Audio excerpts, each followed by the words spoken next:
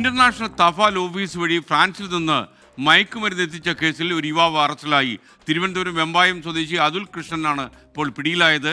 Dark വെബിലൂടെയാണ് ഇയാൾ പണം നൽകിയത്. ശ്യാംകുമാർ കൊച്ചിയിൽ നിന്ന് വിവരങ്ങൾ നൽകും. പറയൂ ശ്യാം.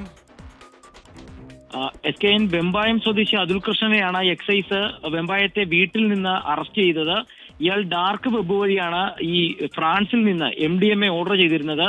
ഇത് നമ്മുടെ എറണാകുളത്തുള്ള ഫോറിൻ പോസ്റ്റ് ഓഫീസിൽ എത്തിയതോടുകൂടി സംശയം തോന്നിയ ജീവനക്കാർ എക്സൈസിൽ വിവരം അറിയിക്കുകയായിരുന്നു. തുടർന്ന് ഈ നമ്പർ കേന്ദ്രീകരിച്ച് നടത്തിയ അന്വേഷണത്തിലാണ് തിരുവനന്തപുരം സ്വദേശിയാണ് ഈ മയക്കുമരുന്ന് വരുത്തിയതെന്ന് കണ്ടെത്തിയത്. ബിറ്റ്കോയിൻ ആണ് ഇയാൾ ലഹരി വാങ്ങാനായിട്ട് ഉപയോഗിച്ചിരുന്നതെന്നും എക്സൈസ് കണ്ടെത്തിയിട്ടുണ്ട്. ഏതായാലും ഈ പ്രതിയെ അറസ്റ്റ് ചെയ്ത് കൊച്ചിയിൽ എത്തിച്ചിട്ടുണ്ട്. നർക്കോട്ടിക് കൺട്രോൾ ബ്യൂറോയുടെ സഹായം ഉൾപ്പെടെ ഈ കേസിൽ തേടാനും എക്സൈസ് തീരുമാനിച്ചിട്ടുണ്ട്. നിലവിൽ പ്രതിയെ കൊച്ചിയിൽ എത്തിച്ച് ചോദ്യം ചെയ്തു വരികയാണ് SKN.